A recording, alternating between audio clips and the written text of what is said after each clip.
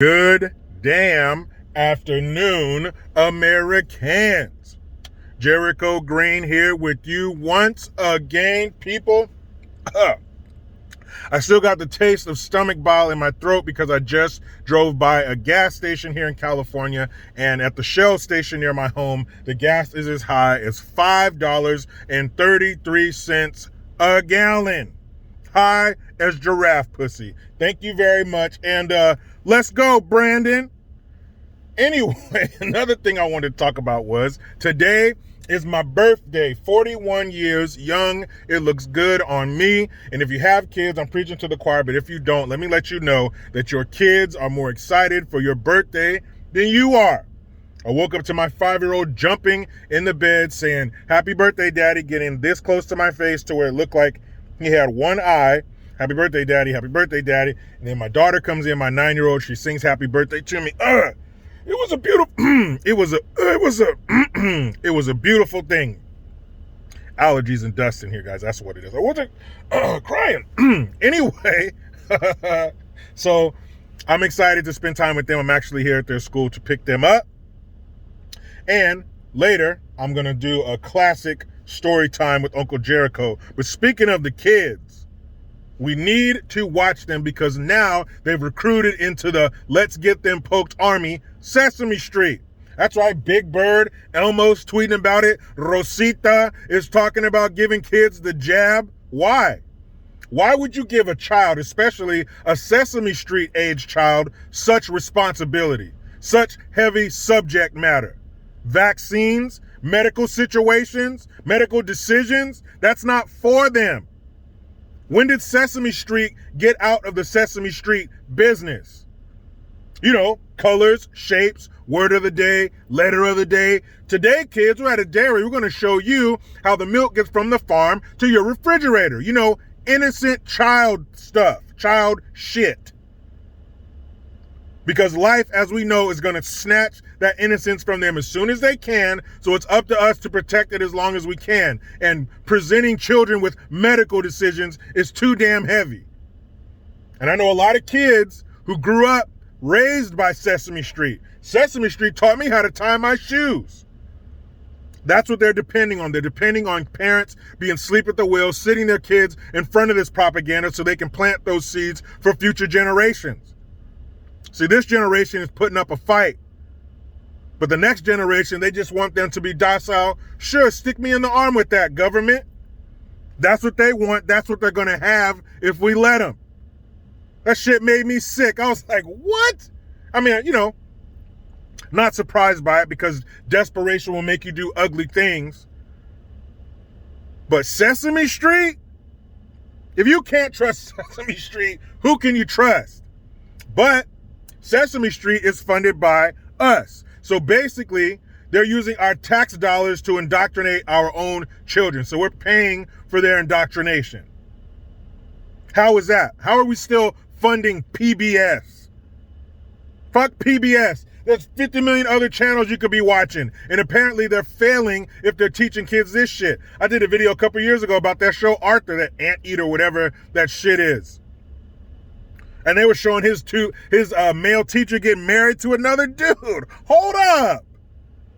I thought this was children's programming. And you know what? That's exactly what it is. Just in the evil sense. And that's exactly what it is. Evil. Now let's get into this classic story time with Uncle Jericho. So I'm going to retell the story of our trip to Disneyland and how we lost our air conditioning unit. Now, if you've been rocking with me for a few years, you probably heard this. It's been a while. But if you're new to the channel, let me let you in on this one. So I was about 8 years old, and we went down to Disneyland. This was during like Captain EO. This was big. And we borrowed the RV from my dad's army buddy, Mr. Sanders Davis. R.I.P. Mr. Davis. He used to cut hair at Fort Ord, so he'd take us over there to get our hair cut. And they tell old army stories and shit. It was cool to sit there and listen. So Mr. Davis said, yeah, you can take my RV. We went down to Disneyland, man. It was awesome. We stayed in the hotel. Of course, my dad was up because he's a career military man. So we're up 5 o'clock, 5:30. We're there waiting in line before the staff is even ready We're sitting around listening to the staff in there talk shit like no customers are there because there weren't supposed to be any customers there for another 30 minutes. That's how my dad rolled. We're getting every moment and every dime out of this vacation. So we had a great time, souvenirs, went to, rode all the rides we could, saw Disney, Mickey and them. I remember we watched the 3D movie of Captain EO, and it looked like a meteor was going to hit me, and I swung at it and accidentally hit the dude in front of me in the back of the head. Sorry about that, sir. I was just 8 years old. Didn't have a lot of experience with 3D. So we're about to leave, and it was the classic. My mom's in the passenger seat. My dad's in the driver's seat. My brother and I are sitting in the back, and my mom tells my dad, I think we're not going to make it. It's too high with the air conditioning unit on the top.